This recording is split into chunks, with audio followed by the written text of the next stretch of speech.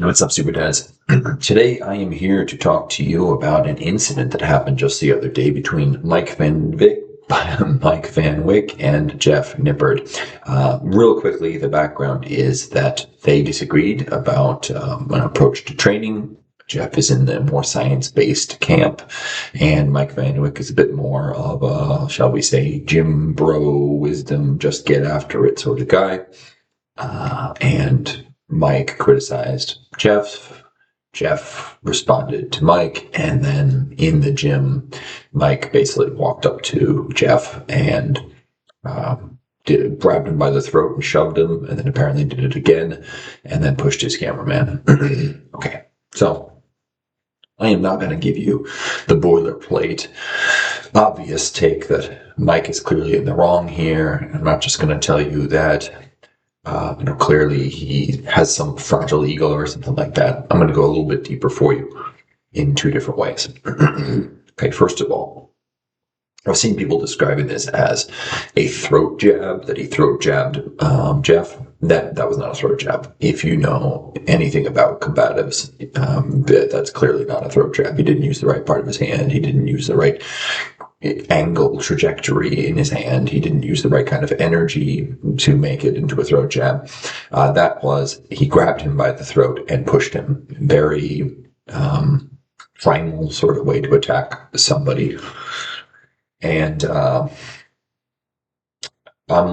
Jeff is lucky that he didn't have more injuries, not because the throat grab itself was dangerous, but because Mike is a very large, strong person pushing a much smaller person, and the video that I saw, it looked like Jeff could have easily smashed into some sort of gym equipment or banged the back of his head or something like that, and I think that's where the real damage would have come from, because it was clear for me watching that, and I have 30 years of martial arts training, and I've been teaching self-protection, combatives, that kind of stuff for 10 years. I teach members of the Japanese Police Department, Self-Defense Force, which is the Japanese military. Okay, so I do know what I'm talking about in this regard. It's clear to me that Mike Van Wyck either has no idea about how to effectively attack someone to cause real damage, or if he does, he wasn't attempting to do that. He was attempting to just intimidate and hopefully shut up Jeff. Okay, now I'm going to talk very quickly about what Jeff's mistakes are here, and I am not trying to blame him for what happened, and I'm not going to say that he made any mistakes in responding. I think it's good he stood up for himself and said what he said, and the way that he said it was very respectful and reasonable, so no criticisms there.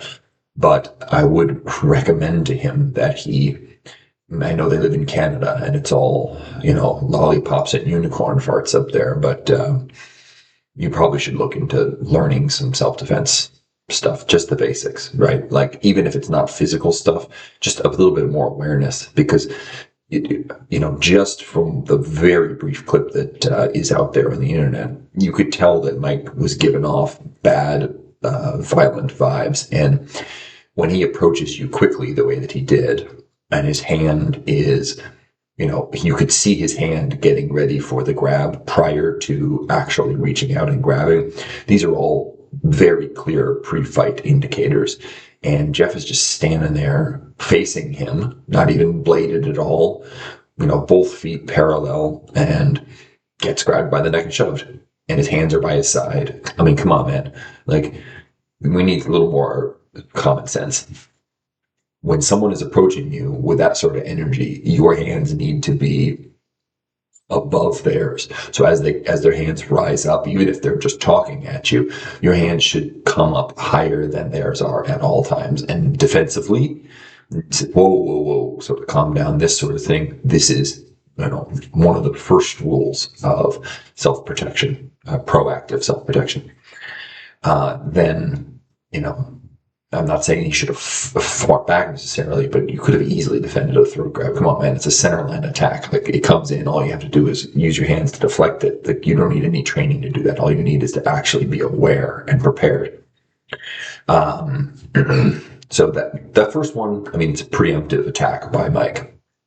But apparently he did it again a second time. And the fact that he was able to do it a second time is even more indicative of Jeff's naivety, maybe lack of preparedness, whatever you want to call it. So those are the mistakes on his part. Go find a qualified instructor and get a little bit of learning in that area, man. Especially if you're going to be a public person like you are. Okay. Now, I've heard this talked about as like a clear indication of safe space engendered fragility by Mike. Like everyone just agrees with him all the time. And so when someone disagreed with him, he couldn't handle it and he freaked out. I mean, maybe. I feel like it's unlikely that everyone agrees with him all the time. I'm sure people disagree with him sometimes. I think there's more to it than that. There's also, it was roid rage. Did the steroids play a part in this? Almost certainly, right? They will make you more aggressive. They will make you feel more vulnerable. They'll make you more willing to engage in physical confrontation. Absolutely. But one of the reasons that I'm actually talking about this sort of gossipy sort of thing is that I think it is indicative of a more widespread trend. This is a particularly egregious example in the sort of fitness community, right? But it's on the same spectrum as religious conflict, for example, that costs people lives regularly. It's on the same spectrum as the political tensions that you find in the United States these days. This might all sound crazy, but it isn't. It all has to do with, in some sense, ideology, right? Now, there is absolutely this. It's true that Mike was responding to a perceived threat from Jeff. And that threat was not a physical threat, clearly. It was a threat to his self-image, the self-image he's constructed for himself and bought into, and is trying to sell not only to other people, but to himself. And that self-image, if I had to summarize it quickly, it would be intimidating fitness expert, right? Look at the media it puts out, look at the tattoos, the persona, the black and white. I mean, what is he talks about? Lifting weights. He talks about getting strong. He talks about getting big. It's all about getting big. And it's also, this intimidating demeanor that he tries to portray. This is a whole category of human beings out there. The roided up, tattoo covered men who are essentially cosplaying at being tough guys. They think that putting on the costume of tattoos and of huge muscles and stuff like that, and adopting a gruff, impolite, rude manner makes them tough guys. Let me tell you, it does not. That is cosplaying 1000%, and they have no idea what makes someone really tough. I know people smaller than Jeff, much smaller than Jeff, who would destroy Mike Van Wyck in a fight. Kyokushin karate champions who would give him 2 leg kicks before he realized that he really wasn't in the mood for a physical confrontation. Toughness is not the same thing. You can't just, it's not external, right? Let's say that. Unassuming people can be the most tough. Absolutely. And so a lot of this is just cosplay. Okay, fine. Having said that, clearly Jeff's response not only attacks Mike at the level of being a fitness expert, because Jeff demonstrated more expertise in his response than Mike did in his initial video. He demonstrated more logical capacity, more understanding of, how to identify what effective training is. And I don't agree with everything that Jeff Nippard says by any means. I do think he's a bit of a science reliance, falls into that category. But he demonstrated a higher degree of expertise than Mike did. So that impugns part of Mike's self-image. And then it's because it's Jeff, because he's 5'5" and 180 pounds and, very not intimidating, and looks like he's still in junior high school. His facial features and his voice and all of that whole package, right? That impugns Mike's intimidation. I'm an intimidating person sort of self-image that he's constructed for himself. If the person replying to Mike had been another comparably large, tattooed up human being, I doubt that we would have seen any sort of thing like this. So we probably would have seen a much more level-headed response. But he's getting the intimidating portion of his self-image is, undermined by Jeff's reply here. So that's why he felt under threat and why he responded as though he were under threat. Okay, but the larger trend that I was talking about before is this falls on the same spectrum as religious conflict, as political tensions, as things that actually result in people getting killed. It also falls on the same spectrum as people being really dismissive and vitriolic in their comments or their communications when they're talking to somebody who comes from a different camp, whether that's, carnivores and vegans, or whether that's, people who do CrossFit and people who do not CrossFit, whether that's people who are high intensity or, higher volume, right? You don't have to go far to find in YouTube chat comment sections, people saying high intensity training advocates are at the bottom of the barrel, or they're all cult members, or right. That's that sort of thing, and that's dehumanizing language. So why does this happen? Why are we so tribal about things like fitness and diet? And it seems crazy, right? I mean, it doesn't affect anyone else, right? At least politics. If you put someone in office who enacts policies that negatively affect some portion of the population, you can understand why there would be tension and why they would react in a strongly negative manner to you supporting such a candidate. But who cares whether you are, saying, hey, I love, high intensity training. It works so well. Okay, fine, works for you, cool, I'm not going to do that. But why do you need to be so, vitriolic in response to that? Okay, well, this can be explained by something called terror management theory. Terror as in fear, Terror. Terror management theory is based on the work of a guy named Ernest Becker, who was a fantastic author, wrote a book called, several books, but look it up if you're interested. Terror management theory, though, is what evolved from his work, and it's at this point one of, if not the most well-researched and well-supported by the literature, psychological theories in contemporary use. And it basically states that because human beings have, we're called Homo sapiens, right? There are two sapiens. That's what the proper anthropological name for our species is. We're the ape that knows it knows. We are able to think about our thinking, or to think reflexively in a full reflective manner about our own thinking and awareness. And one thing that we are aware of is that we are mortal and that we will die at some point.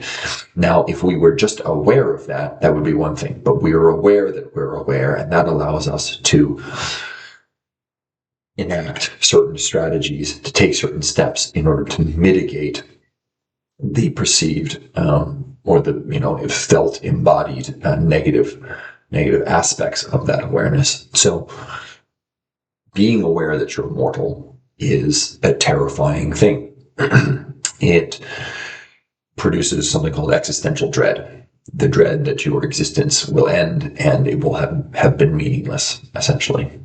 Hey, there it is. Boy, we got into happy territory here, didn't we? So, according to terror management theory, there are only two strategies that people employ in order to mitigate existential dread. One would be they pursue individual excellence. So this is the Olympic gold medalist. This is the Alexander the Great. This is, the CEO of the company. It's the person who gets buildings named after them. It's the person who, gets their name in record books or gets statues built of them. where they think that if they create a impactful enough legacy, that their legacy will endure, and in that sense, some part of themselves will endure. Right? And this, you can see this for all throughout different sociocultural systems. The United States is particularly an individual excellence sort of culture. The other style of strategy is collective subsumption, and this is where you find a group that you try to belong to such an extent that your identity and the group's identity sort of meld, and thereby when you die, if the group continues to exist, then your own identity to some extent or in some way persists. Okay, so these are both strategies. Now you can see both of these in play in Mike Van Wyck. Individual excellence would be sort of, he's trying to be the most intimidating looking dude, the strongest dude, the biggest dude, right? So that people will remember him for long after he's gone and say, well, he's so big, wow, he was so intimidating, blah, blah, blah. But there's also a collective subsumption. There's also like, this is my ideology when it comes to exercise. And that's why ideologies can be so polarizing, is because when you undermine them, when you question them, when you impugn them, when you point out the flaws in them, you're not just pointing out flaws in thinking, you're pointing out the insufficiency of someone's immortality strategy. You are bringing them face to face with the fact that they are not achieving immortality by subscribing to that ideology and identifying with it the way that they're doing. So you can understand now why something like an apostate in a religious system, somebody who gives up the religion after being an adherent of that religion, they are often targeted for the worst kinds of retribution, because they also represent the greatest threat to the collective belief that the ideology is a sufficient immortality strategy. They're saying if someone leaves, it's like, wow, well, why did they leave? What are we doing? Are we doing something wrong? We can't be doing something wrong. It's got to be them that's wrong. Okay. And they become the target. So if someone stops being a vegan, they get all sorts of hate online. If someone gives up CrossFit, they get all sorts of hate from CrossFitters. Okay. This explains it. Now, what I would recommend to anybody is that you need to develop a less fragile immortality strategy, and alongside it, a less fragile self-image. Okay. The most fragile approach is to put all your eggs in one basket, basically go all in on one sort of immortality strategy. And this is one reason why I'm constantly encouraging people to not limit their identity to somebody who's in great shape, or someone who's muscular, or someone who, if you're spending more time in the gym than you need to spend in the gym to get the results that you want, you're spending it there because of your identity needs, right? And because it serves that strategy, that sense of yourself. Okay. You are investing too much in one place. That's going to lead to a fragile self-image, and fragile self-images also lead to bullying, because when you are worried about your own sense of self, who you are, being under attack, the tendency is to try to push other people down, destroy other people's position or status or whatever it is, in order to reinforce your own, or at least relatively make yours seem stronger and more robust. All right, so we don't want to put all of our eggs in one basket. I mean, what if you got injured? Well, and now you can't work out anymore, and your whole identity, just suddenly disappears? That's not good, right? Another indication with this whole group that they are suffering from such a fragile self-image is the steroid use. You're just pounding steroids, and for almost everyone, it's a clear indication that you are missing something internally, and you're trying to fill in that hole with human growth hormone. You can't human growth hormone your way out of an identity crisis, out of some part of yourself, internal self, that is missing or underdeveloped. So what should you do? I would recommend diversification. Get into other things. If Mike Van Wyck were also an advocate or an avid jazz pianist, and he loved parasailing on his days when he's not in the gym, I doubt this would have happened. This is who I am. This is what I do. That sort of mentality that leads to one credible attack being, perceived as an existential threat. Diversify, learn other skills, build other relationships, begin to see yourself as a complex human being, because you are, even if you deny a lot of that complexity. And so, just in other words, development, right? Development. Look also to integrate other ideas rather than to, reflexively just attack them.